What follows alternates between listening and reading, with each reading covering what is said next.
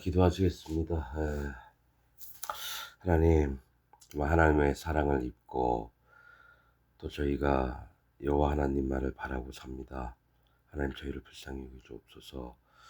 무엇보다도 하나님을 업신여기지 않도록 우리를 지켜주시고 순수하게 하나님을 경외하며 하나님의 말씀을 청종하며 하나님의 뜻과 마음들을 준행하고 하나님 그렇게 살게 도와주옵소서.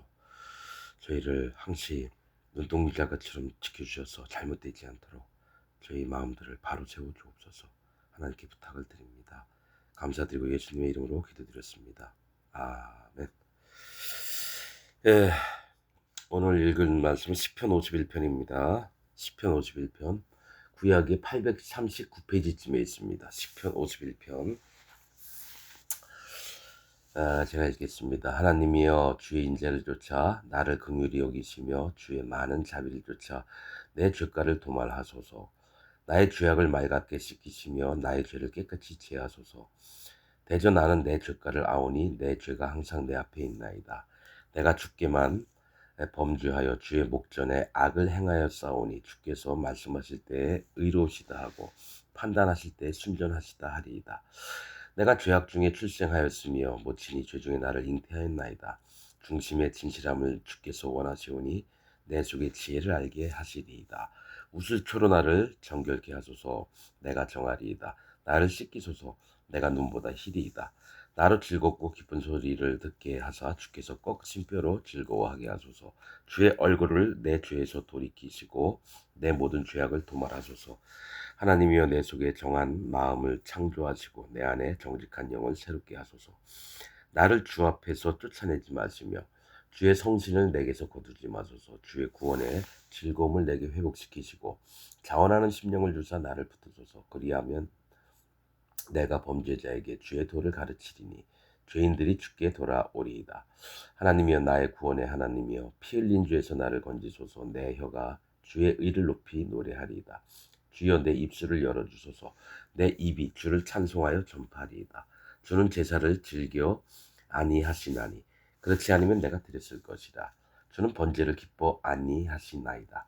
하나님의 구하시는 제사는 상한 심령이라. 하나님이여 상하고 통회하는 마음을 주께서 멸시치 아니하시리이다. 주의 은택으로 시온의 선을 행하시고 예루살렘 성을 쌓으소서. 그때 주께서 의로운 제사와 번제와 온전한 번제를 기뻐하시리니 저희가 숫소로 주의 단에 드리리이다. 아멘. 이 시는 다윗이 영장으로 한 노래, 다윗이 밧세바와 동침한 후에 선지자 나단이 저에게 온 때에 이게 불렀던 이 노래입니다.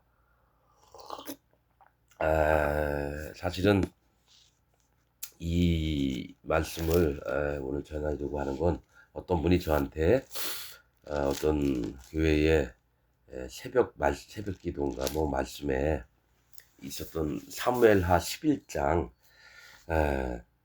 예? 하셨던 설교 말씀을 저한테 보내주신 거예요. 그래서 이게 한번 듣고 어떻느냐. 그래서 이렇게 쭉 좀 대략 봤습니다. 길어가지고 대략 봤는데 우리가 왕권을 갖고 있을 때 오히려 마음을 낮춰서 이러한 범죄를 짓지 않도록 이렇게 죄를 짓지 않도록 우리가 또 기도하고 이래야 된다. 이렇게 말씀을 하셨어요. 그것도 받는 얘기예요. 그래서 우리가 조심해야 되겠죠. 그런데 성경은 바르게 살기 운동 본부 그런 게 아니에요. 모든 이들이 하나님 앞에 바르고 깨끗하고 정결하게 살기를 원하는 마음이 있는 게 맞아요. 그건 양심적으로 해요. 하나님 영의 인도를 받아서 하는 삶이 아니라 양심적인 거, 내가 바르게 살라고 교육받은 거, 이런 시각으로 성경을 보면 안 돼요. 그거는 이제 그렇게 되면 성경은 뭐 불교에서 얘기하든지 뭐 유교에서 얘기하는 바르게 살아야 되는 것, 이렇게 교육을 받고 훈련을 받아서 평생을 그렇게 또 살게 돼요. 부모님이 돌아가시면 3년 동안 무덤 옆에서 부모님을 공경하는 마음으로 3년을 지새워야 한다. 아니면은 유교에서 얘기했던 것처럼 또 불교에서는 얘기했던 게 뭡니까? 지나가는 파리 새끼, 개미 새끼 한 마리도 밟으면 안 된다. 이런 걸 믿고 있으면 그렇게 살아야 되는 거예요. 근데 사람은 자기도 모르는 사이에 눈에 안 보이는 개미를 밟아 죽이기도 하고 그렇게 돼요. 그래서 우리가 받은 교훈이나 가르침으로 사는 게 참 중요하긴 한데 정작 진리 되신 하나님 말씀은 모르고 지나가죠. 그래서 성경이 있는 거예요. 하나님의 말씀을 바르게 알고 깨닫고 이렇게 살라고.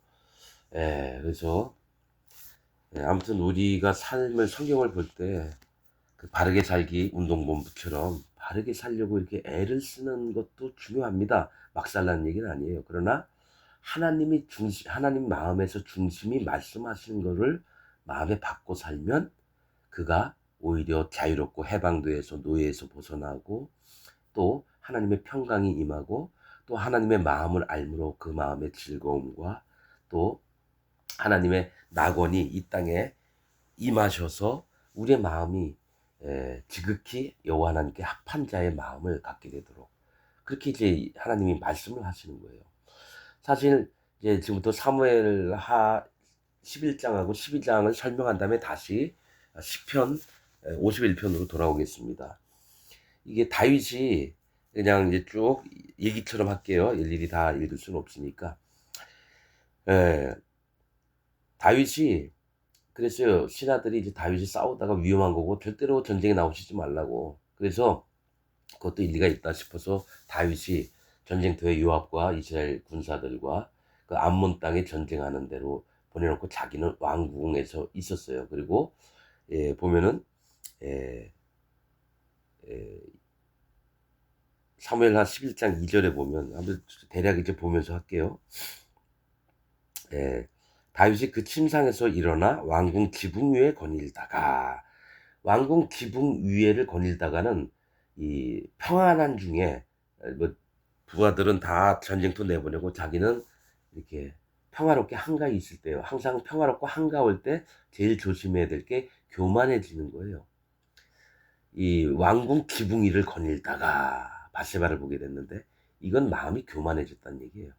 그래서 이 이야기 비슷한 게 뭐냐면 느부갓네살 왕이 바벨론 자기 왕국을 건설한 걸 보고 흠뻑 취해요. 이건 내가 건설했다. 그 다음에 하나님이 치셔요. 미치광이로 만들어서 7년 동안 짐승처럼 살게 만들죠.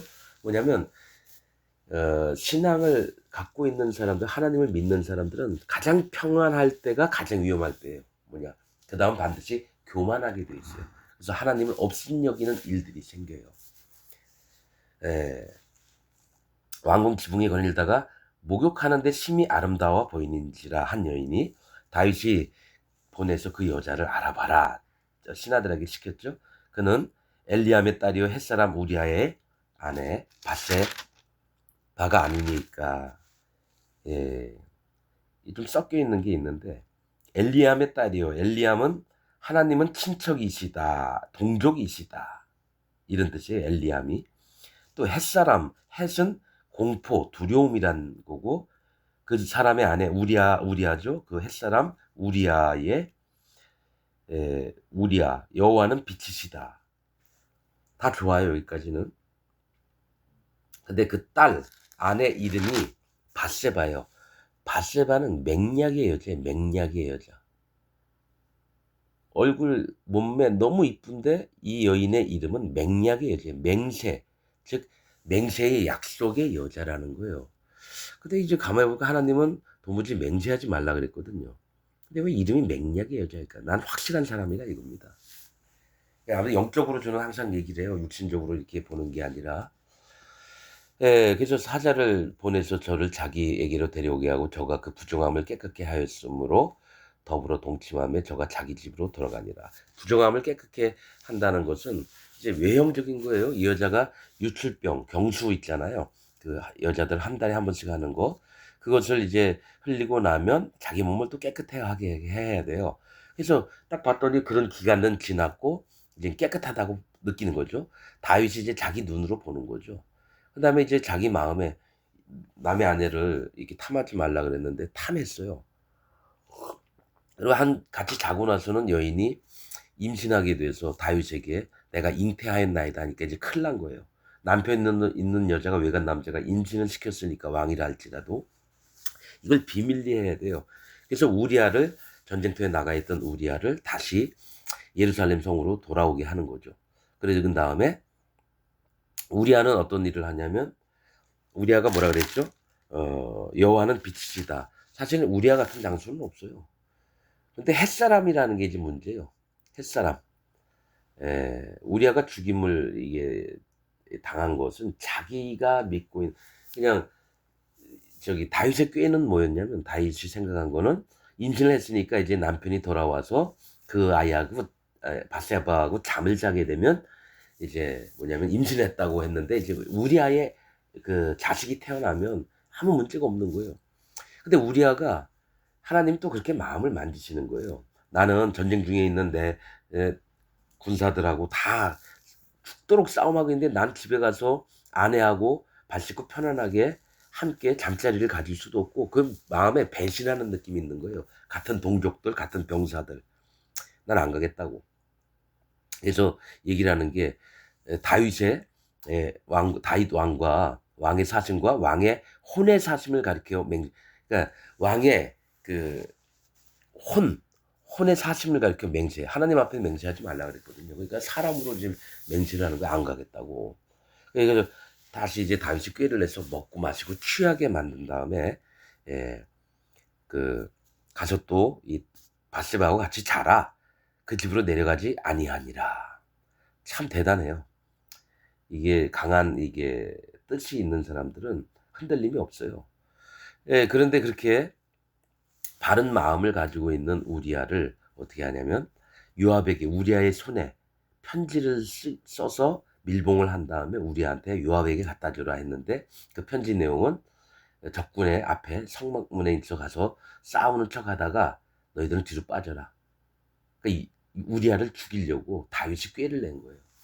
그래서 요압이 그 일을 했어요. 그래서 우리아가 죽었어요. 그러니까 사실은 살인 교사죠, 이건. 살인 교사. 자기 뜻을 이루려고. 자, 그 다음에 그 다음에 하는 얘기가 이 뭡니까?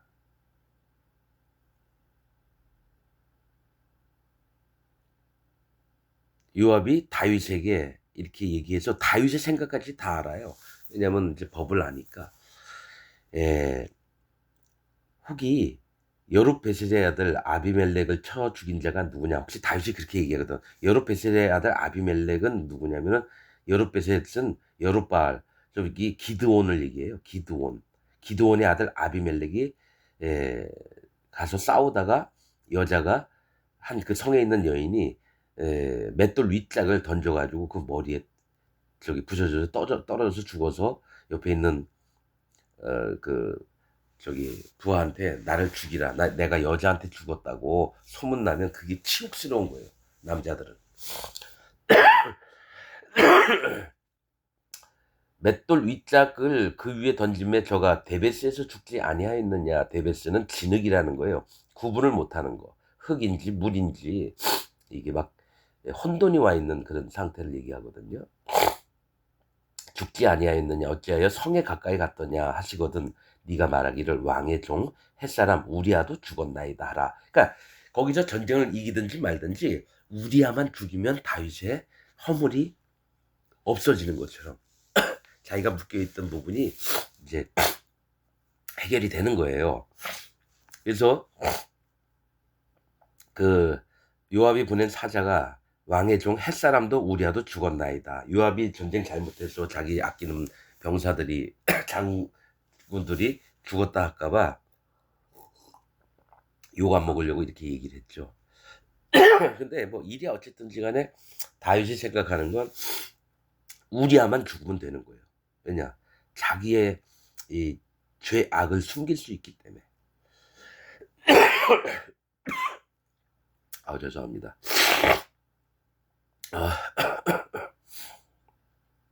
근데 다윗이 뭐라고 얘기하냐면 요압에게 이같이 말하기를 이 일로 걱정하지 말라. 칼은 이 사람이나 저 사람이나 죽이느니라. 이성을 향하여 더욱 힘써 싸워 함락시키라 하여 너는 저를 담대케 하라 하니라. 속으로 쾌재를 부르는 거죠. 우리야만 죽으면 다 끝나는 거예요, 다윗한테는.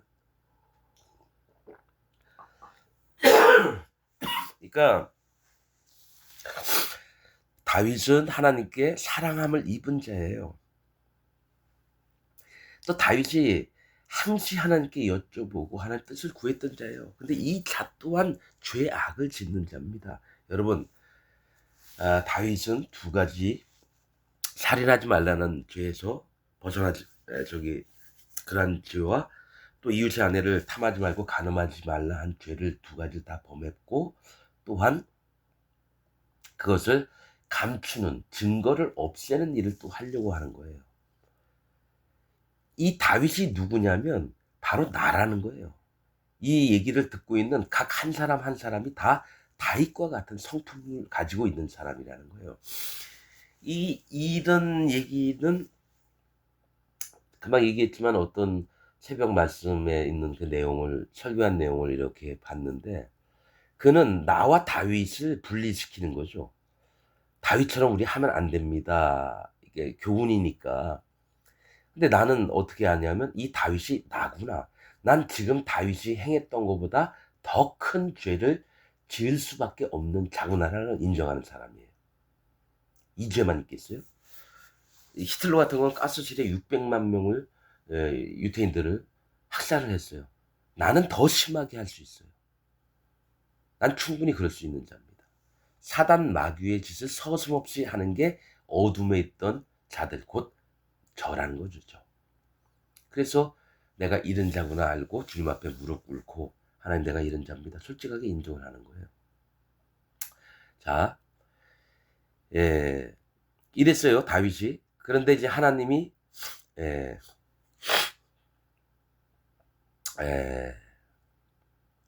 그래 아무튼 임신을 해서 있는 밧세바를 자기 궁으로 데리고 와서 이제 아이를 낳은 거예요. 아이를 낳았어요. 근데 이제 하나님이 다윗이 행한 일이 보고 악함을 보시고, 뭐냐면 마지막 절에 다윗의 소위가 여호와 보시기에 악하였더라. 하나님 사랑을 입은 자가 어떻게 악을 행하느냐? 충분히 합니다. 하나님 말씀을 변질시키고 하나님 세계를 어지럽히는 게 하나님을 믿는 자들이 하는 일이에요. 그래서 충분히 그럴 수 있기 때문에 하나님은 계속 우리에게 경고도 하시고 그러지 말라고 부탁도 하시고, 그래서 성경 말씀을 주시고 율법을 주신 거예요. 너희가 이렇게 심히 죄된 자다. 악을 갖고 사는 자들이다. 그래서 내가 들려주는 얘기를 잘 청종하고 마음이 그리로 빠지지 않고 오히려 여호와 있는 내 보좌 쪽으로 마음을 나에게 와라. 그래서 네 발에 신을 벗으라. 이 땅은 거룩하니. 그래서 칼을 들고 사제가 기다리고 있어요. 그 신 안 벗으면 죽는 거예요. 자, 그래서 12장, 사무엘하 12장, 하나님이 종을 보냅니다. 나단 선지자. 나단은 이름 뜻이 양심 주는 자예요. 양심 주는 자. 그러니까 하나님이 나단을 다윗에게 보내었다라는 것은 네가 하나님이 주시는 양심의 소리를 듣고, 사람은 양심을 갖게 된 게 있어요. 왜냐하면 하나님 형상을 닮았기 때문에 하나님의 성품도 있고 육신의 흙의 어둠도 갖고 있는 거예요. 그래서 사람이 하나님을 모르더라도 그 양심이 옳다 아니다 소리를 듣고 자기가 불쌍한 자는 도우려고 하고 다친 자들은 살펴주려고 하는 마음이 있어요. 하나님을 모르더라도. 하나님의 형상을 닮았기 때문에 그런 거예요.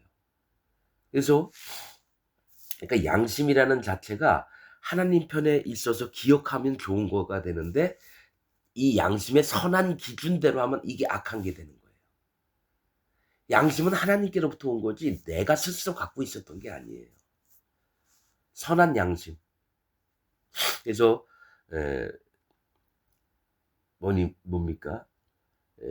베드로전서 3장에 보면 선한 양심이 하나님을 향하여 찾아가는 것이니라. 물 얘기할 때 그래요. 물, 세례, 물과 피와 성령 얘기할 때. 물은 심판, 피는 예수님의 생명을 우리에게 주신 것. 성령님은 우리에게 오셔서 실제로 성령님이 인도하시는 건데, 그것은 뭐냐면 선한 양심, 하나님으로부터 예수 그리스도를 보내셔서 모든 죄를 씻김 받은 그 선한 양심이 하나님을 향하여 찾아가는 게 구원이라고 하는 거예요. 구원. 물은 우리를 구원하는 편이 곧 세례라 하면서 했던 요한복음 3장 21절인가요? 아니 저기 베드로전서 3장 21절. 그 말씀이 그 얘기를 하는 거예요. 그래서 선한 양심 나단을 다윗에게 보내시니 와서 저에게 이르되 한 성에 두 사람이 있다 이거예요. 한 사람 부자고 한 사람 가난한 사람인데 가난한 자에게 한 양이 있어요. 한 마리 양이 있는데 애들하고 같이 먹고 자고 하면서 너 딸처럼 여겼던 양을 그 부자가 자기 친구가 왔다고 행인이 왔다고 자기 집에는 그 양과 염소도 많고 이랬는데 양과 소를 그 잡지 않고 가난한 자의 집에 있는 그 어린 양을 잡아서 그 친구를 대접한 거예요. 그러니까 다윗이 그 얘기를 듣고 이런 자는 마땅히 죽을 거다. 나단한테 그런 얘기를 해요. 그리고 그 양 새끼를 4배나 갚아줘야 하리라 하면서 떳떳하게 막 얘기를 해요. 그런데 나단 선지자가 하는 얘기가 다윗에게 이를 때 당신이 그 사람이다. 마땅히 죽임을 당해야 될 자라는 거예요. 마땅히 하나님께 사람을 입었어도 당신은 마땅히 죽을 자라는 거예요. 왜냐 다윗 입으로 얘기했거든요. 그는 마땅히 죽어야 하리라. 그제서야 다윗이 하나님 앞에 감추었던 마음을 얘기를 하는 거예요. 당신이 그 사람이라. 이스라엘의 하나님 여호와께서 이처럼 이르시기를 내가 너로 이스라엘 왕을 삼기 위하여 네게 기름을 붓고 즉 기름을 붓다는 건 성령님의 인도를 받게끔 하나님 예수님 성령님이 함께 일을 하시는 거예요. 다윗 왕에게 사랑을 베풀어 줘서 너를 사울의 손에서 구원하고 먼저 다윗 이전에 사울 왕이 있었죠. 막 죽이려고 했는데 어떻게든 하나님이 살려내셨어요.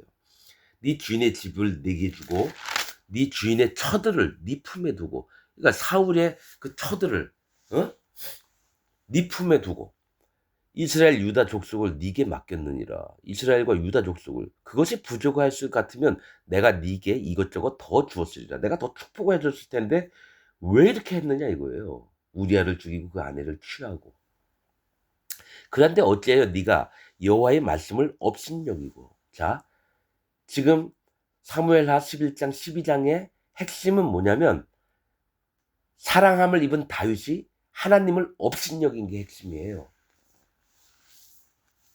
하나님의 말씀을 업신여겼다라는 거예요. 그가 우리아와 우리아를 죽이고 바세바를 취한 것보다도 더 무거운 죄악이 뭐냐면 하나님을 업신여겼다라는 거예요. 자 보세요. 9절 그러한데 12장 9절입니다. 그러한데 어찌하여 네가 여호와의 말씀을 업신여기고 나 보기에 악을 행하였느뇨.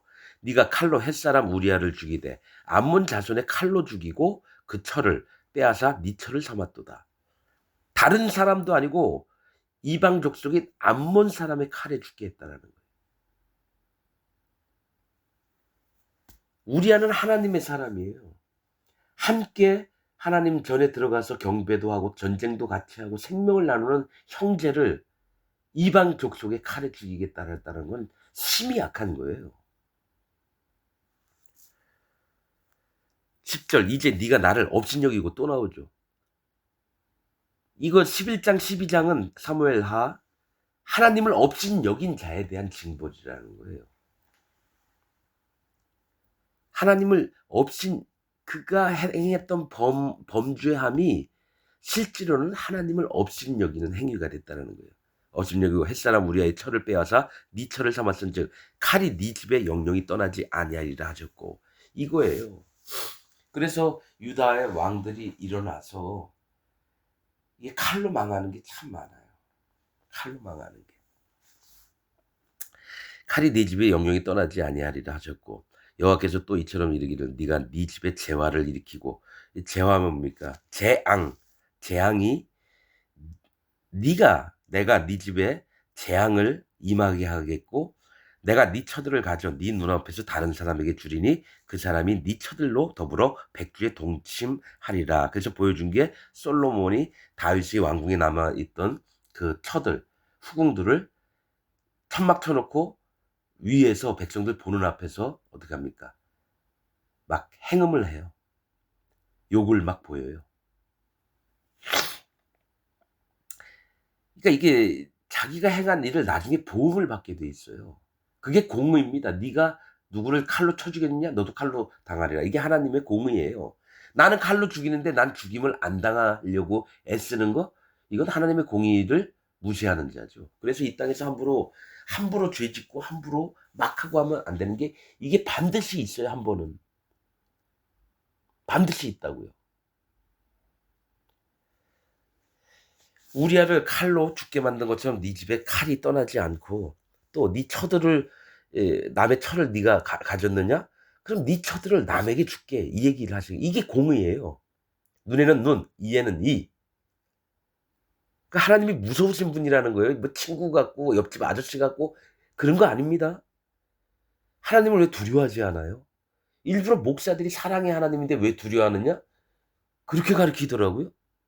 하나님은 전능하신 신이고 나는 흙이에요, 흙. 흙으로 만들어졌는데 흙하고 하나님하고 어떻게 똑같아요?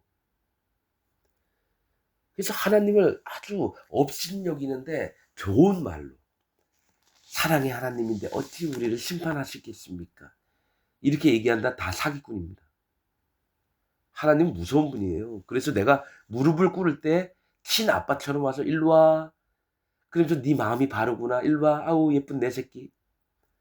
죄가 있는 자는 죄에서 돌아오게 하시는 거고, 악을 행하는 자는 그 악에서 돌이키게 하시는 게 하나님의 마음인데, 반드시 심판을 거쳐야지 돌아와요.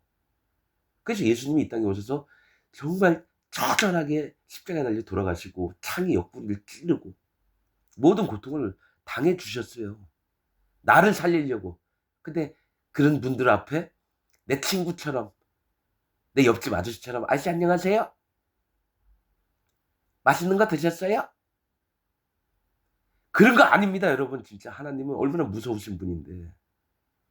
하나님 경외함이 없는 자는 절대로 구원 못 얻습니다. 경외는 두려울 경자에다가, 존경할 경자에다가 뭡니까? 이 두려워해야 될 분이라는 거예요. 그러니까 기독교인의 이 교황이 이렇게 만들었어요. 하나님의 세계를 어지럽혀 가지고 사람들에게 그냥 하나님 믿기만 하면 구원을 받게끔, 뭐 그런 식으로 해 가지고 하나님보다 자기를 더 높이죠. 그래서 하나님처럼 사는 게 교황이에요. 겉은 말 순전하게 하고, 의롭게 하고 따뜻하게 하고, 그러면서 하나님을 회방하는 게 교황인데, 그 흐름을 따른 게 천주교하고 구교하고 지금 기독교, 개신교하고 똑같은 흐름을 받고 있어요. 그러나 하나님의 사람들은 그게 아닌 거 알죠? 분명히 선을 나눕니다. 하나님은 절대자이십니다. 나는 똥이고 쓰레기입니다. 흙이란 말은 히브리어로 똥하고 쓰레기를 얘기하는 거니까 분명히 나눠야죠. 그래서 자, 이때 백주의 이 일을 행하리라. 그러니까 너가 행했던 것처럼 네가 부끄러움을 안게 되리라. 13절 다윗이 나단에게 이르되 내가 여호와께 죄를 범하였느라 하매 나단이 다윗에게 대답하되 여호와께서도 당신의 죄를 사하셨나니 당신이 죽지 아니하려니와 이 일로 인하여 여호와의 원수로 크게 회방거리를 얻게 하였으니 당신의 낳은 아이가 정녕 죽으리이다 하고, 그러니까 바세바가 낳은 애가 죽을 거라고 얘기를 하는데 이유가 뭐냐? 근데 뭐가 있냐면 하나님은 자기의 죄와 허물을, 악을 하나님 앞에 인정하는 자를 용서하셔요. 이미 예수님이 다윗 이전에 오셔가지고 죄를 없앴거든요. 아담과 하와 때부터 가죽 옷을 입으셔서 모든 인생들에게 죄와 허물들을 하나님 차원에서 다 없앴었어요. 그런데 그것을 깨닫지 못했을 때는 죄가 그냥 있는 거고, 그것을 하나님 앞에 마음으로 자복, 즉 내가 이런 자입니다 인정을 할 때에는 그 죄가 허물의 사함을 얻고 용서를 받아요. 다윗이 시편에 뭡니까? 허물의 사함을 받고 그 죄의 용서 가리움을 받은 자는 복이 있도다. 사람의 행복에 관한 바, 행복은 죄의 용서를 받고 허물의 사함을 받는 것을 가장 큰 행복인 거예요. 다윗은 큰 죄를 졌음에도 불구하고 이 말씀을 마음에 믿고 있는데, 그런데 육신의 정욕 때문에 바세바를 취했다라는 거예요. 사람도 죽이고. 근데 하나님의 종이 와서 그 마음을 일깨워 주니까 바로 마음을 꺾어버려요. 그런 다음에 내가 죽게 범죄하였나이다.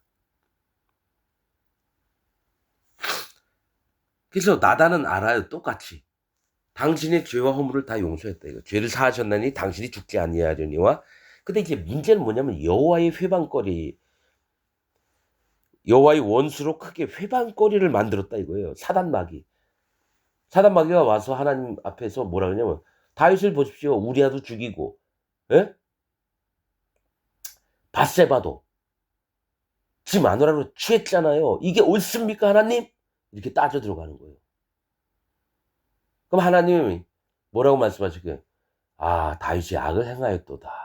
그리고 더 이상 대꾸 안 하셔요. 사단마귀한테. 하나님은 있는 일은 있는 일대로 하나님 또 얘기를 하시는 분이니까. 그러나 그의 후가 어찌 되는지 한번 볼까 하면서 기다리시는 거예요. 사단마귀도 기다리는 거예요. 다윗이 어떻게 될까? 하나님도 이미 알고 계시지만 어떡합니까? 그래서 다윗의 마음을 바꿔야 되는 거예요. 하나님 앞에 어떻게 온전한 마음으로 변하게 되는지도 하나님을 잠잠히 기다리시면서 그의 마음을 이제 만드시는 거예요.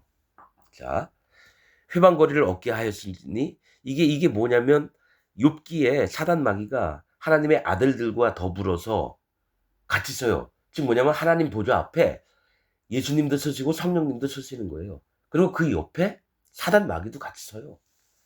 회방하는 자, 참소하는 자로. 그래서 욥이 2번 그 일을 당하잖아요. 전부 다 재산 애들 다 죽여버리고 그 몸에 2번째로 몸에 이 병이 들게 하는 거예요. 그리고 나서 하나님이 하시는 일은 욥에게 그의 의로움을 꺾는 일을 시작하세요. 지금도 똑같아요. 하나님이 우리아를 죽이고 밧세바를 범하는 이 죄를 하나님이 뭡니까? 용납을 하시니까 이 일이 있는 거예요. 하나님이 이 일을 허락지 않으면 이 일이 안 일어나요. 뭘 보여주냐면 전 세계에 사는 모든 자들이 다윗의 마음을 하나님의 마음을 알고 다윗이 어떻게 움직이는지 마음 자세가 같도록 시범 케이스로 이걸 보여주시는 거예요. 하나님이 허락지 않으면 우리아도 안 죽고 밧세바도 다윗에게 안 가요. 하나님의 영의 세계를 보고 얘기를 해야죠. 바르게 살기 운동본부가 아니에요. 그래서 이 죄를 짓지 않도록 합시다. 이 얘기는 맞죠.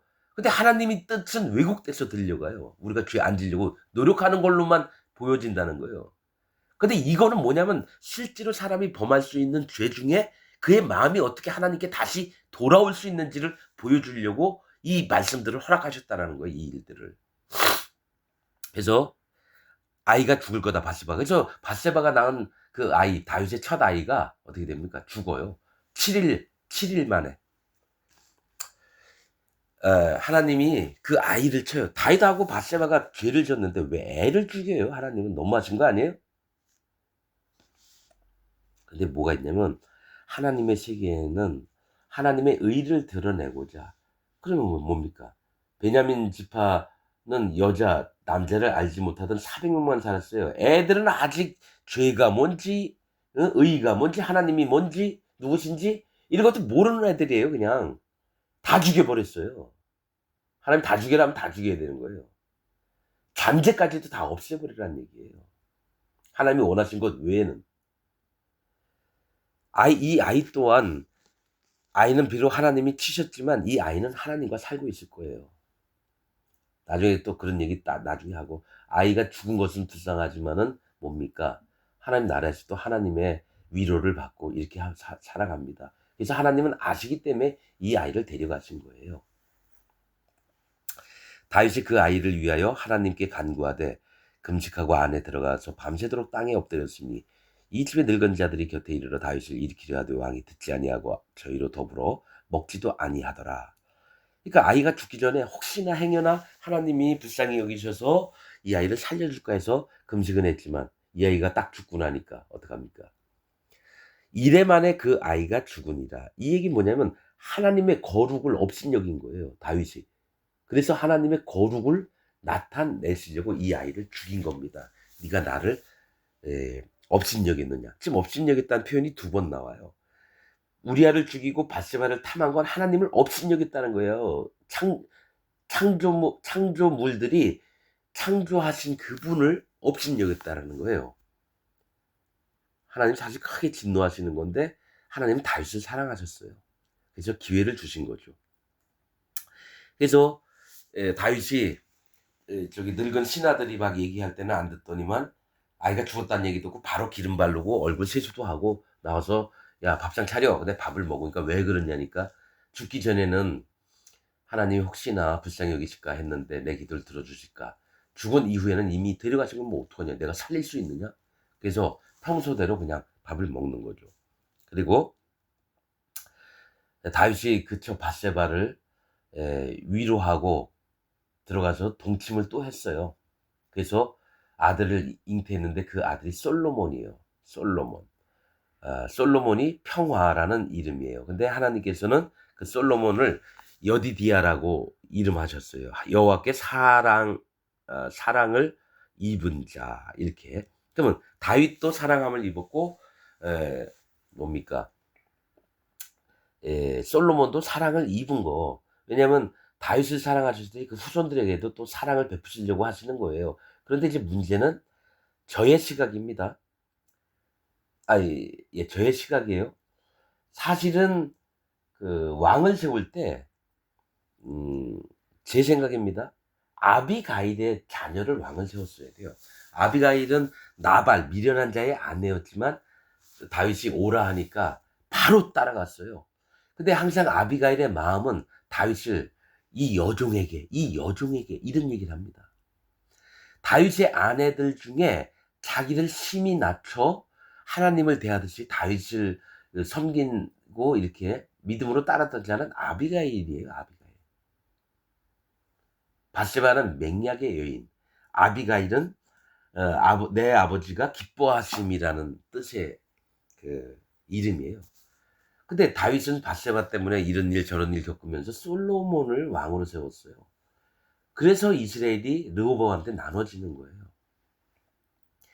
왜냐하면 맹약의 여자는 하나님 앞에 자기가 옳다는 여자라는 거예요. 자기 생각 안 버리고 이것만큼 약속이기 때문에 꼭 지켜야 된다는 의지를 갖고 있는 사람이라는 거예요.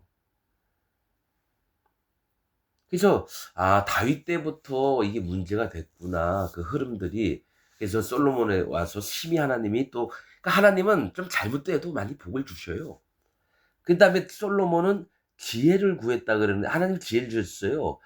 뭐냐면은 솔로몬에게 백성들을 재판해야 되는데 나에게 재판하는 좋은 마음과 생각을 달라고 하니까 네가 재물을 구하는 게 아니라 백성들을 위해서 그걸 구했구나. 내가 지혜를 줄게 했지만 실제로 솔로몬은 재판을 하는 것을 이게 하나님은 분명히 얘기할게요. 사람이 재판장이 되지 않길 원해요. 모르면 하나님께 그냥 여쭤봐서 하나님 어떻게 재판해 주죠? 그럼 하나님은 알려주시는데 솔로몬은 하나님께 구한 게 재판을 구했다는 거예요.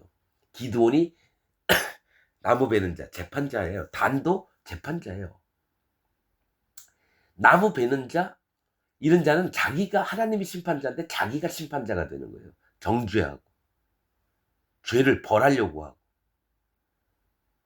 그래서 뭐가 영적인 흐름으로 이래서 망가지는구나. 아니 네가 모르는 거 하나님께 물어보면 성령께서 알려주셔서 지혜도 주시고 그때그때마다 공급받아야 되는데 내 걸로 취한 거예요. 그래도 하나님이 들어주셔서 지혜를 주셨어요. 그래서 뭐 동식물 뭐 아주 박식하게 만들었어요 그냥. 그래서 다른 나라 사람들도 왕들도 와서 너무너무 존경하고 막 하나님을 존경하는 게 아니라 솔로몬을 존경하는 거죠. 그러니까 성경을 영적으로 봐야지 육신적으로 보면 안 됩니다. 자, 그 다음에 이렇게 둘째 솔로몬이 낳았고 그 다음에 요압이 암몬 땅을 쳐서 이제 수도 성만 남았고 거의 함락시킬 때에 뭐가 있냐면은 라빠가 암몬의 수도 같은 경우에 큰 성읍이라는 뜻인데 실제로는 물들의 성.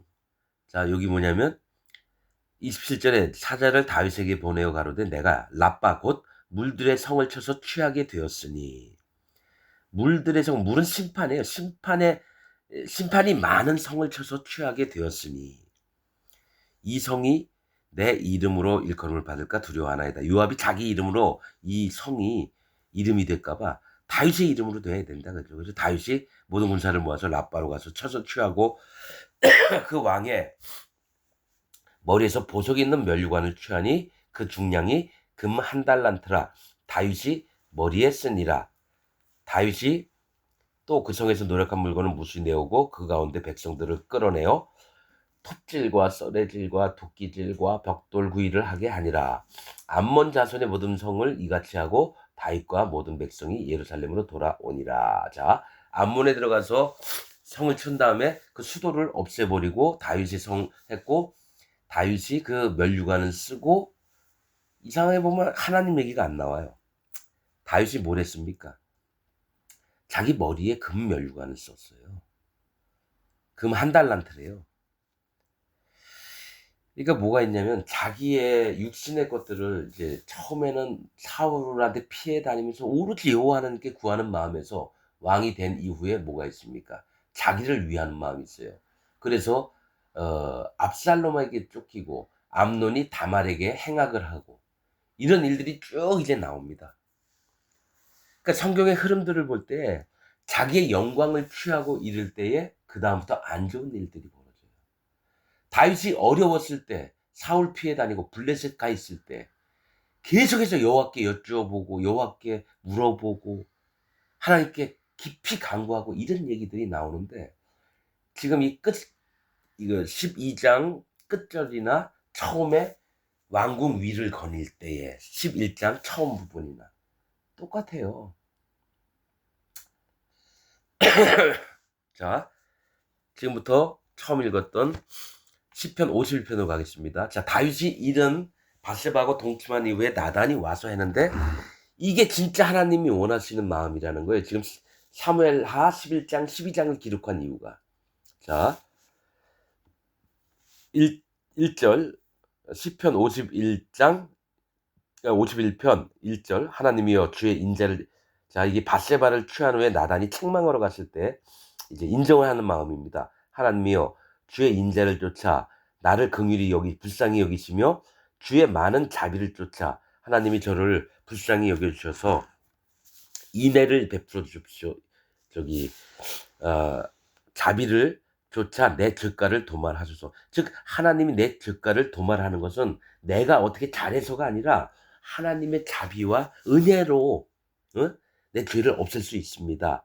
나의 죄악을 맑게 씻기시며 나의 죄를 깨끗이 제하소서. 실제로 이는 죄와 의로운 자예요. 다윗은 내 죄악을 맑게 씻기시면 나의 죄를 깨끗이 제하소서.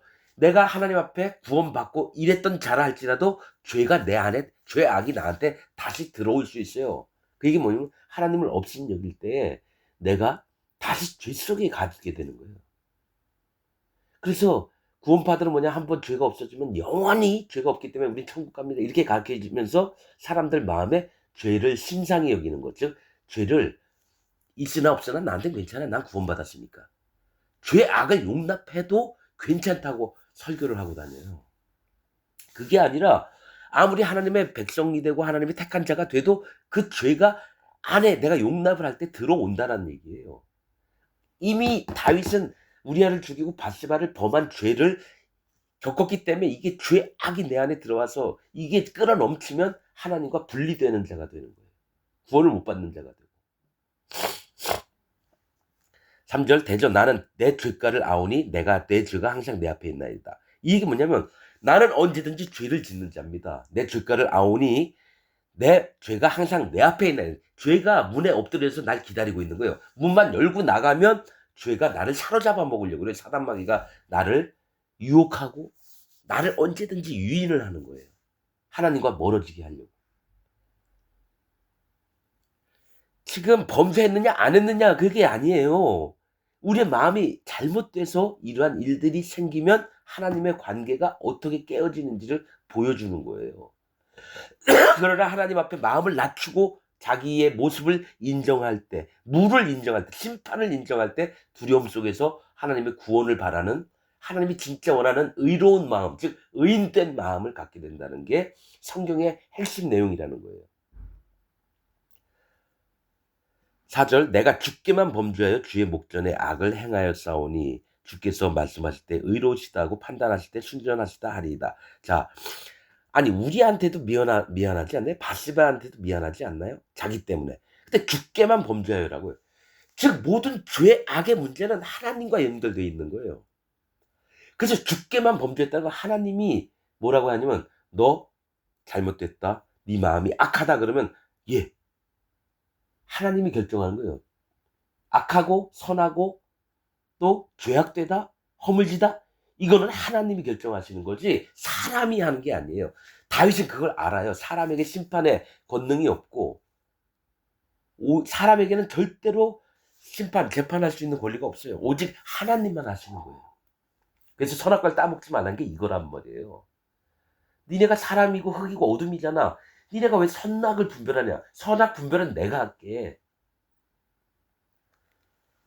그래서 하나님 앞에 1대1로 하나님 앞에 주께만 범죄했다는 것은 오직 주께만 심판의 권능이 재판의 권능이 정죄함의 권능이 있다는 거예요. 그래서 하나님이 얘기하죠. 나도 너를 정죄치 아니하노니. 죄가 있다라고 얘기하지 않겠다라는 거죠. 그러니까 말씀들을 하나하나 세미하게 보면요. 하나님의 마음을 알 수 있고 다윗이 무릎 꿇고 하나님 앞에 마음을 아뢰는 것의 이제 모습을 한번 보시라는 거예요. 아주 세미하게.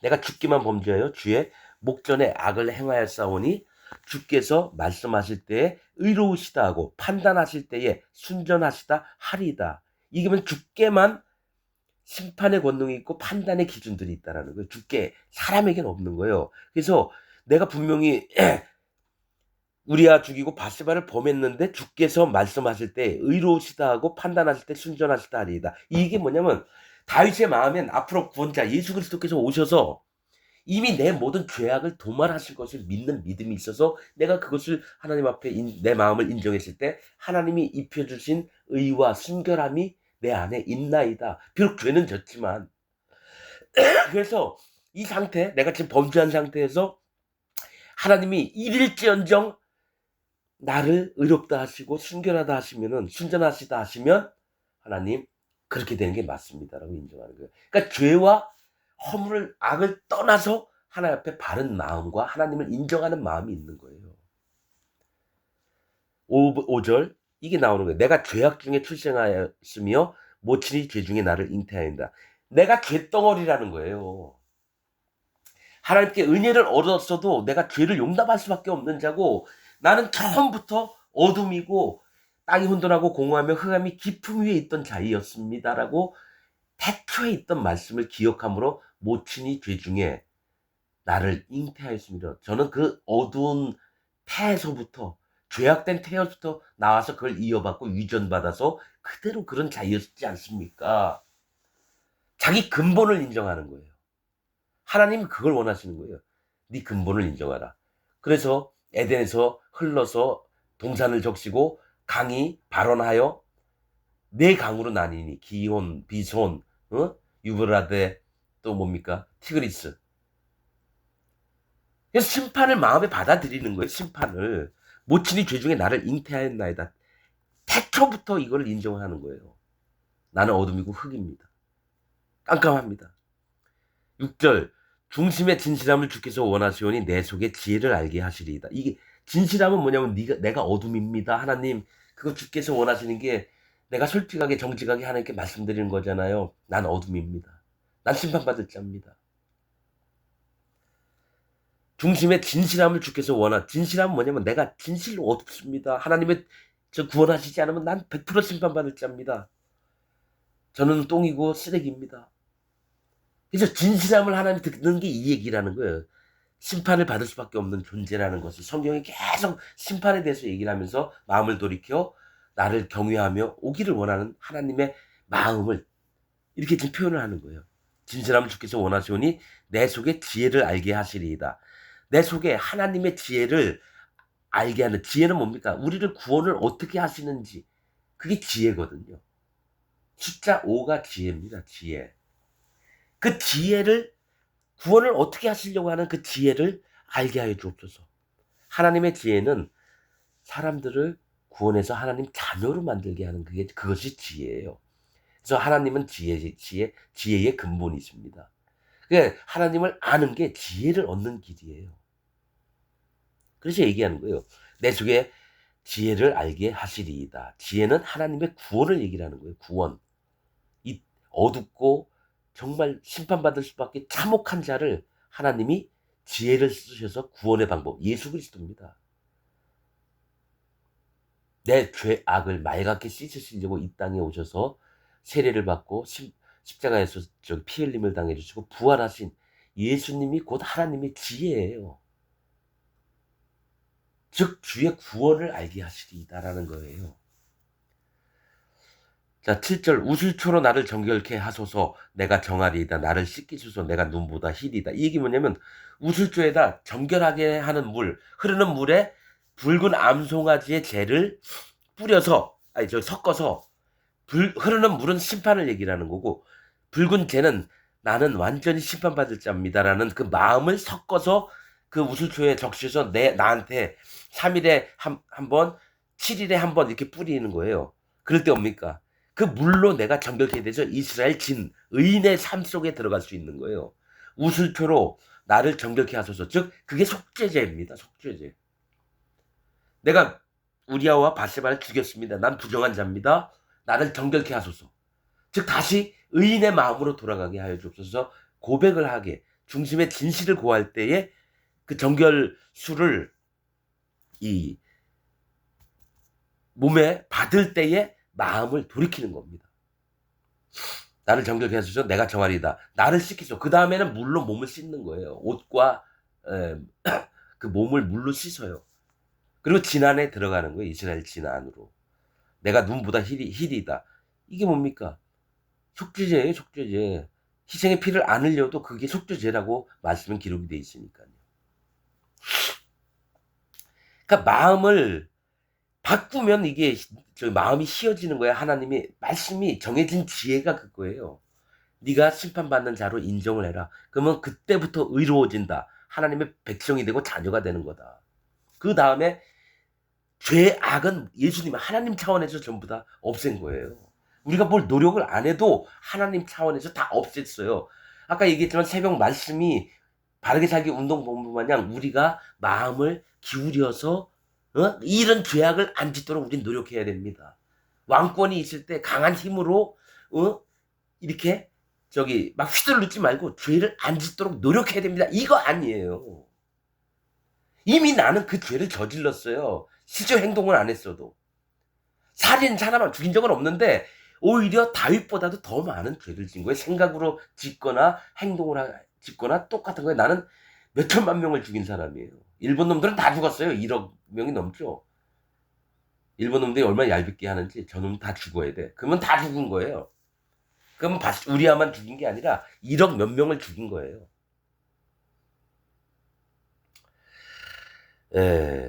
자 8절 나로 즐겁고 기쁜 소리를 듣게 하사 주께서 꺾으신 뼈로 즐거워 하소서. 나로 하나님의 구원과 즐겁고 기쁜 소리가 뭡니까? 복음이에요. 복된 소식이 이와 같이 어둡고 심판받아야 될 자를 예수 그리스도 하나님이 이 땅에 오셔서 전부 다 없애놓으신 그 죄악들을 사함을 받은 것들을 기쁜 소리를 듣게 하사 주께서 꺾으신 뼈로 즐거워. 진짜 기쁜 건 뭐냐면 주께서 꺾으신 뼈 뭡니까? 내 마음의 중심, 내가 옳다 하는 바를 하나님이 꺾어버렸다라는 거예요. 내 기준, 내 의, 내 잘남, 내 욕망 이 모든 것을 하나님이 확 꺾어버리는 거예요. 마음의 중심. 이것만큼 안 됩니다. 이거 아니에요. 꺾으신 뼈라는 건 뼈는 뭐냐면 사람 마음의 중심을 얘기하는 거예요. 마음의 중심으로 이 하와도 만드시고 그러나 예수님만큼 그 뼈가 하나라도 상하지 않았어요. 하나님은 왜냐면 꺾이시면 안 되는 분이니까요. 아무튼 말씀에 이게 뭐 읽으면 성경 전체적인 게 이렇게 화합이 되고 보충이 되고 이렇게 돼요. 희한하게 옛날에 그런 거 하나도 없었는데 이 뼈는 마음의 중심을 얘기하는 거예요. 하나님이 내 마음에 뼈를 꺾어요. 그래서 순종케 하시는 거예요. 너를 인정할래? 예, 그렇게 하겠습니다. 너가 다윗보다도 더 엄청난 놈이잖아. 맞습니다. 넌 사단마귀잖아. 예, 맞습니다.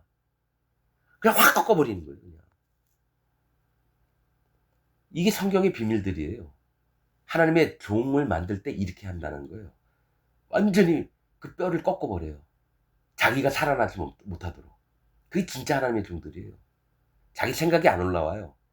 생각이 올라왔다도 하나님 아니다 그러면 예, 쉽게 인정이 되고.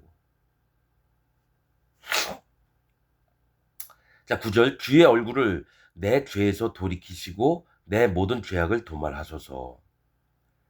주의 얼굴을 내 죄에서 돌이키시고, 지금 하나님의 눈이 나를 볼 땐 네 이놈! 이러는 거예요. 네가 우리아 죽이고 바스바를 범하고 취했느냐? 하나님이 진노해서 다윗을 이렇게 쳐다볼 때 그게 너무 무서우니까 다윗이 어떻게 표현을 하냐면 주의 얼굴을 내 죄에서 돌이키시고, 하나님 보고 얼굴 좀 돌이켜달라고 하는 거예요. 고개를 돌려서 죄악을 행했던 그 다윗을 아이고 이런 마음이에요. 그래, 네가 연약하고 부족하지. 그래, 알았어. 내 아들 예수 그리스도로 네 죄를 없앴다. 그럼 다음부터 그런 행동하지 마 하면서 하나님이 진노하시려가도 고개를 돌리는 거예요. 근데 어떤 때는 주께서 주의 얼굴을 우리에게 보여주셔서 은혜를 베풀어 주옵소서, 돌리지 마시고, 이런 표현도 있거든요. 근데 실제로 너무 아플 때는 너무 두렵고 그러니까 하나님 저를 돌리시다가 저를 벌 주지 마시고 제발 저를 하나님의 은혜로 구원해 주세요. 그래서 내 주의 얼굴을 내 죄에서 돌이키시고 내 모든 죄악을 도말하소서. 우리아 죽이고 바세바를 취한 이 모든 죄악, 또 그 이외에도 다른 죄악을 완전히 없애달라는 얘기예요. 내 마음에서 그게 찍기가 안 되도록. 이미 죄는 다 없어졌는데 죄를 크게 지으면요 그게 마음에 남습니다. 그래서 그 죄악까지도 도말해달라는 거예요. 찍기까지도. 자, 10절. 하나님이여 내 속에 정한 마음을, 깨끗한 마음이에요, 창조하시고 내 안에 정직한 영을 새롭게 하소서. 분명히 성경에는 일반의 마음을 하나님이 만드시나니라는 말씀이 있어요. 즉 일반 모두의 마음을 하나님이 만드셔요. 하나님께 돌아올 수 있도록. 근데 자기가 그 마음의 세계를 안 받아들인 자는 절대로 안 돌아와요. 그러나 하나님이 뭔가 나에게 말씀하시지 않을까 궁금해하고 호기심도 있고, 또 심지어 나가서는 간절한 마음을 가질 땐 하나님이 반드시 그 영혼의 세계 안에 성령님이 들어가 일을 하십니다. 그래서 그 마음을 다르게 바꿔요. 하나님이 기뻐하시는 마음으로. 하나님 말씀을 통해서. 하나님이여 내 속에 정한 마음을 창조하시고 새롭게 창조해달라는 거예요. 깨끗한 마음을. 왜냐? 이미 우리아도 죽였고 바세바도 자기 욕망 덩어리가 돼 있는 거예요. 다윗의 마음은. 이거 싹 없애시고 오직 하나님의 깨끗함과 정결한 그 마음으로 다시 입혀달라고 얘기를 하는 거고, 내 안에 정직한 영을 새롭게 하소서. 하나님 앞에 정직하다는 영은 뭐냐면 하나님 난 이런 자입니다. 반드시 하나님 앞에 심판받을 자인데 하나님의 인애와 자비로 나를 불쌍히 여겨주셔서 은혜로 저를 구원하여 주옵소서. 무릎을 꿇은 마음이에요. 머리를 숙인 마음이에요. 정직한 영을 새롭게 하소서. 11절. 나를 주 앞에서 쫓아내지 마시며 주의 성신을 내게서 거두지 마소서.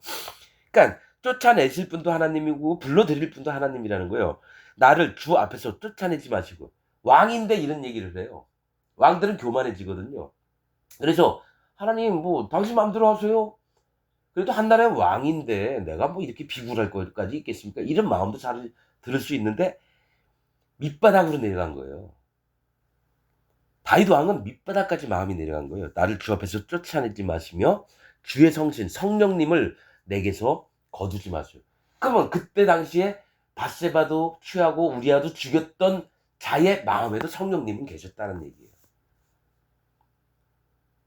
그러니까 마음에 성령님을 모시고 있는 자도 죄를 범할 수 있는 거예요. 그러나 자기 육신의 정욕이 성령의 소욕을 넘어섰을 때는 죄악이 나오는 거예요. 그러니까 뭐라고 얘기했냐면 성령을 내게서 거두지 마소서. 지금도 성령님이 계신 거예요. 죄악을 범했어도. 그러나 다시 성령님의 음성에 귀를 기울이고 내가 마음을 낮춰서 듣겠나이다. 이런 마음도 되는 거고. 12절.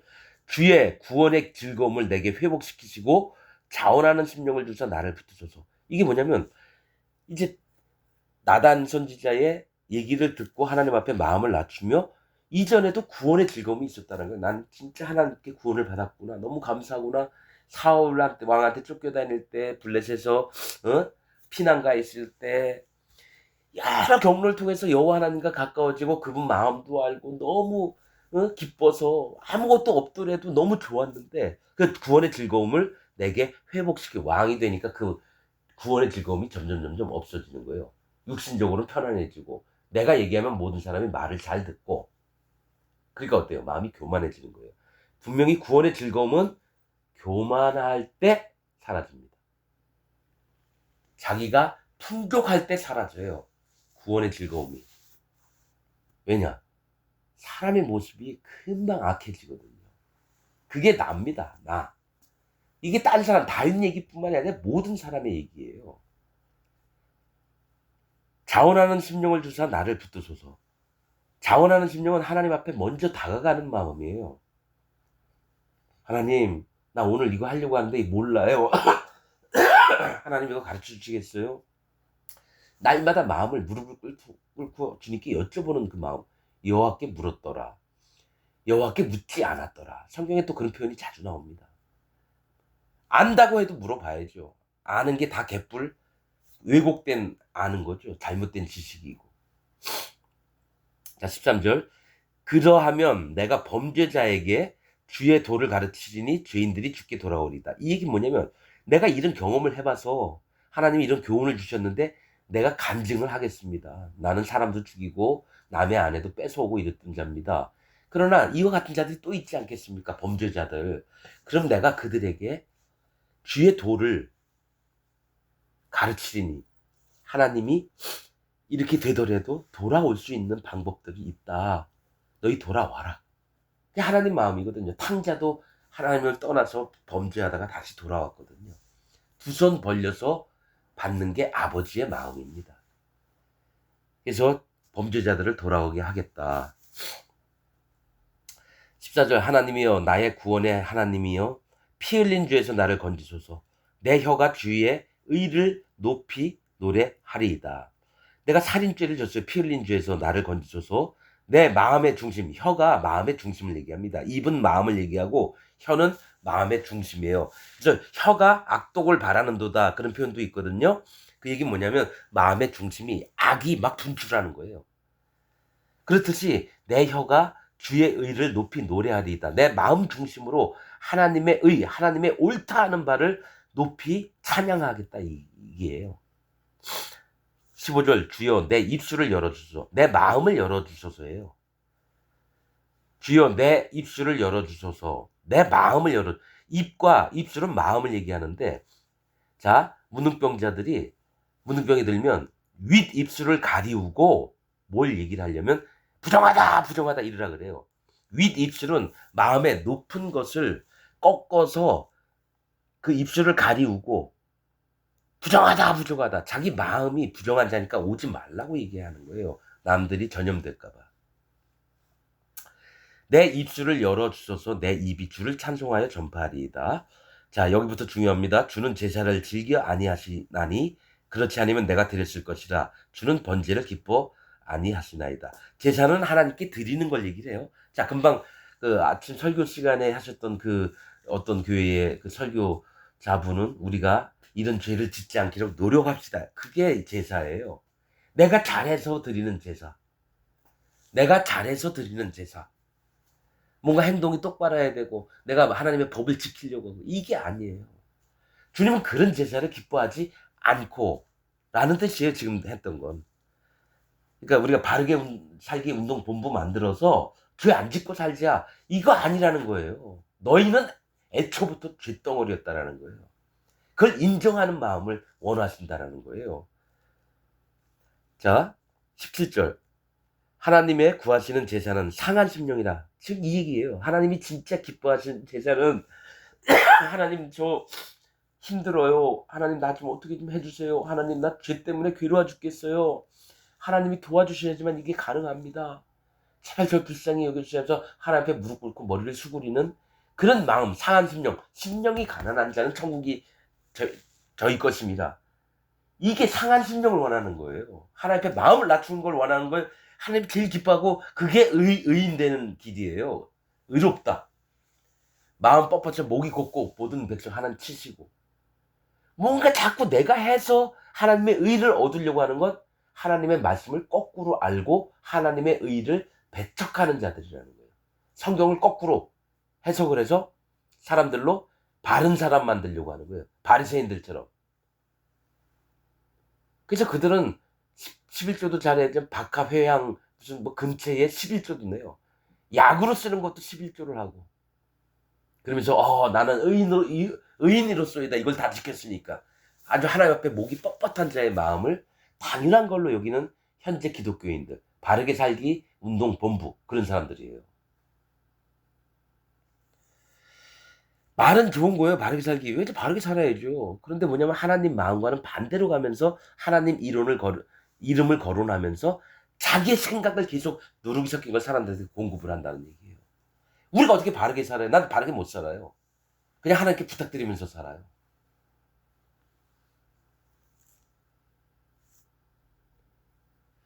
자, 상한 심령이라 하나님이 상하고 통회하는 마음을 주께서 멸시치 아니하시리이다. 18절. 그러니까 여기 다시 얘기하잖아요. 상하고 통회하는 마음을 하나님이 기뻐하시는 거지. 뭐 제사 드리려고 애쓰고 죄 안 지려고 노력하고 이런 거 아니에요. 자, 18절. 주의 은택으로 은혜로 시온의 선을 행하시고 시온은 하나님의 그러니까 은혜를 베푸시는 곳이에요. 시온의 선을 행하시고 예루살렘은 성을 쌓으소서. 평강을 우리 마음에 쌓아달라는 거예요. 평강. 하나님으로부터 우리가 얻는 것이 평강이에요. 평온하고 또 강건하고 흔들림이 없고. 19절 마지막. 그때 주께서 의로운 제사와 번제와 온전한 번제를 기뻐하시리니 저희가 숫소로 주의 단에 드리리이다. 자, 그때 주께서 의로운 제사, 번제와 온전한 번제를 기뻐하시리니 그때 하나님이 예루살렘 성을 천년왕국 때 쌓아요. 그리고 의로운 제사라고 하나님이 옳다 하는 제사가 뭡니까? 번제, 무슨 화목제, 뭐 엄청 이런 제사법이 아니라 의로운 제사는 상한 심령과 또 번제는 하나님께 그 마음이 올라가는 것과 온전한 번제는 뭐예요? 낮아진 마음으로 드리는 번제, 온전한 번제. 하나님이 기뻐하시는 온전한 번제를 기뻐하시리니 저희가 숫소로 주의 단에 드리이다. 숫소로 드릴 때는 뭡니까? 제사장이나 이스라엘에게 드릴 때 숫소로 드려요. 어린 양, 또 수양 이거 아닙니다. 숫소로 주의 단에 드리리이다. 숫소로 얘기한 건 여호와 하나님과 예수님과 성령님이 함께 하셔서 드리는 제사. 그겁니다. 하나님이 인정하시는 제사라는 거예요. 하나님이 인정하시는 제사를 우리가 단에 드리리이다. 그때 하나님이 시온의 선을 행하시고 은택으로 예루살렘, 그러니까 하나님이 만들어야지만 이런 제사를 드릴 수 있다는 거예요. 우리가 뭘 잘해서 우리의 잘남 하나도 없어요. 우리 생각, 우리의 기준, 판단 아무것도 없이 오직 하나님의 은택으로 우리가 지음받고 그 은택을 그대로 하나님께 드리는 게 온전한 번제라는 거예요. 하나님이 지으시고 하나님 만드시고 하나님 받으시고 우리는 거기 안 들어가요. 마음만 하나님이 연합되기를 원하는 거예요. 레위는 내 것이다.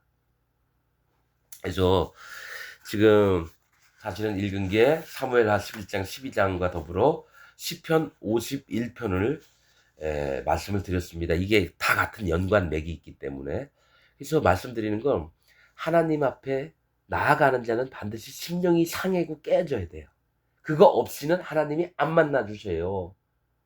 그냥 대충 믿다가 대충 믿고 대충 구원받았다 믿고 그다음에 천국 갔는데 막상 생명록책에 이름은 없고 심판책에 이름이 너 왜요? 그러니까 염소가 되는 거야. 하나님 믿으라 할 때 나 믿었고 교회 세우라 할 때 교회 세웠고 또 바르게 살라 할 때 바르게 살지 않았습니까? 왜 나한테 이래요? 그래 나를 모르는 자들아 나를 떠나가라. 왼편 염소가 돼 있는 거예요. 오른편 양이 있는 게 아니라. 근데 양들은 자기 행한 걸 몰라요. 그냥 마음만 꿇고 살았는데 언제 내가 바르게 살고 착한 일 했지? 그런 거 없어요. 하나님 나 주님한테 또 잘한 것도 없어요. 너희는 나와 함께 천국에서 영원히 살자. 여러분 이게 성경의 맥이 다 연결된 거예요. 그러니까 여러분들도 여태까지 말씀을 들었던 거 다 내려놓고 하나님의 세계가 어떤지 진짜 모르면 모른다고 정직하게 얘기하고 알려주세요 하면 그때부터 하나님이 성령님께서 일을 하셔서 기회를 주시고 그 기회를 통해서 잘 마음을 연합한다면 반드시 하나님의 나라에 임하는 하나님이 귀중히 여기는 자가 될 겁니다. 이게 성경입니다. 자, 다시 오늘 얘기할게요. 성경을 8글자로 표현하라. 그러면 마음 낮춰. 내가 할게. 그겁니다. 우리가 할 수 있는 것은 마음 낮추는 것밖에 없어요. 나머지는 하나님이 다 하세요. 그게 성경의 비밀입니다, 여러분. 그러니까 여러분 우리가 알았던 거 다 무시하고 버리고 오직 여호와 하나님을 섬기며 또 그 마음의 뜻을 알기를 원하는 귀중한 자로 있기를 원하고 그렇습니다. 하나님 축복하실 겁니다. 오늘 말씀